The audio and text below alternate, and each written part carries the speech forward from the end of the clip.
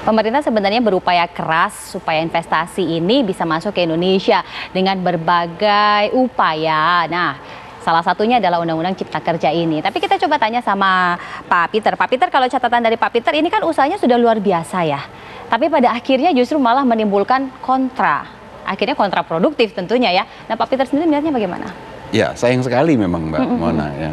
Ini adalah upaya pemerintah yang luar biasa ya. Dan sudah dilakukan, sudah dirintis sejak tahun lalu ya. Dan merupakan kelanjutan dari upaya pemerintah untuk meningkatkan investasi sejak periode pertamanya Pak Jokowi. Yang kita tahu pada periode pertama Pak Jokowi sudah mengeluarkan 16 paket kebijakan untuk memperbaiki ease of doing business kita, ya, untuk meningkatkan investasi kita, dan tujuannya sangat mulia, ya, yaitu untuk mendorong pertumbuhan ekonomi kita. Dengan pertumbuhan ekonomi yang lebih baik, tentunya akan membuka lapangan kerja yang lebih besar, akan mensejahterakan pekerja kita. Kan ini yang saya selalu sampaikan, pemerintah pasti punya niat baik. Nah, sayangnya ya, niat baik itu tidak selalu berbuah baik, ya, kalau dilakukan tidak dengan cara yang baik. Ya. Nah, ini yang sekarang ini saya kira ditentang, dipertanyakan, diprotes, ya. Itu adalah tanda kutip, ya, caranya yang tidak cukup baik, ya. Apalagi kalau kita mendengar tadi dari Ibu Elis, sudah duduk bersama, sudah kita ada kesepakatan bersama, tetapi di tengah itu, di ujungnya udah kayak kids zaman now ya, di sepertiga malam begitu ya, di sepertiga malam, di ruang yang gelap itu kemudian diputuskan sesuatu yang gelap gitu loh. Jadi inilah yang kemudian yang terjadi, yang memunculkan ketidakpercayaan, yang memunculkan apa yang baik tadi menjadi tidak bisa diterima. Tapi kalau kita melihat isinya, tadi kan Pak Aloy juga sempat singgung, ini bukan cuma urusan tenaga kerja loh. Ada banyak kemudahan yang pada akhirnya sebenarnya dinanti-nantikan oleh banyak orang akibat dari ketentuan sebelumnya yang membuat birokrasi ini berbelit. Nah, kalau Pak Peter sendiri melihat gimana? Iya, kalau dari awal saya sependapat dengan adanya perlunya kita melakukan sebuah omnibus law, karena belajar dari yang periode pertama 16 paket kebijakan yang tidak efektif, itu akhirnya kita paham bahwasanya faktor-faktor yang menghambat investasi, yang menyebabkan kita tidak bisa beranjak lebih baik di dalam peringkat ease of doing business, itu banyak sekali. Dan kemudian kalau diruntut lagi, itu menyangkut beratus-ratus aturan yang tertuang di dalam puluhan, lebih dari 100 undang-undang dan ratusan pasal. Dan kalau itu kita lakukan satu persatu, akan memakan waktu yang sangat lama. Jadi memang kita membutuhkan sebuah undang-undang terobosan, ya, yang disebut Omnibus Law. Saya sepakat itu. Ya. Jadi memang memerlukan klaster yang begitu luas, lengkap.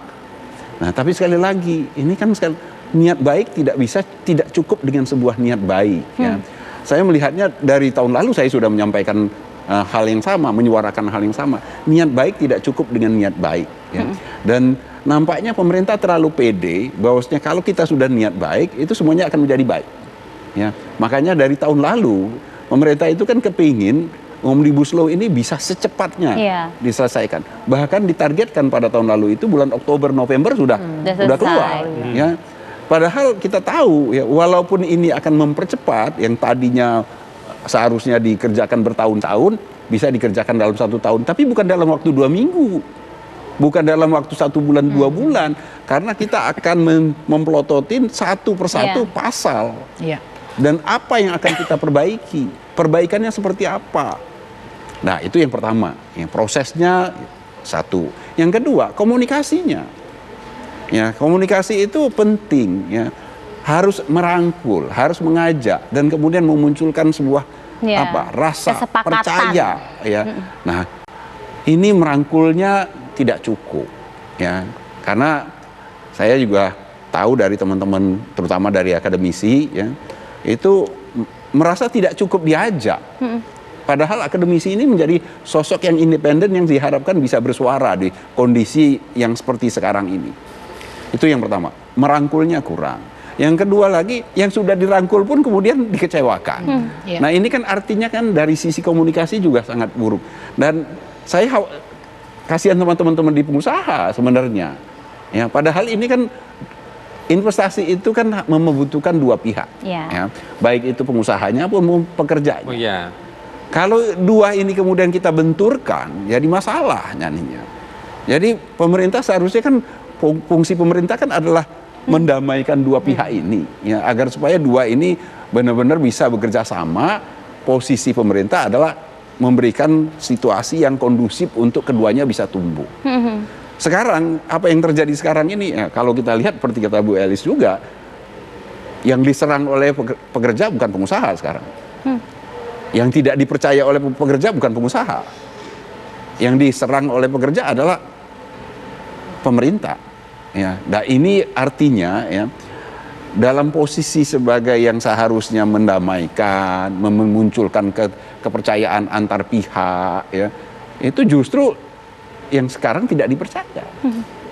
Kalau seperti itu bagaimana akan menjadi penengah? Dalam posisi kalau terjadi apa-apa antara pengusaha dan pekerja yang disebut tripartit itu kan Iya. Iya.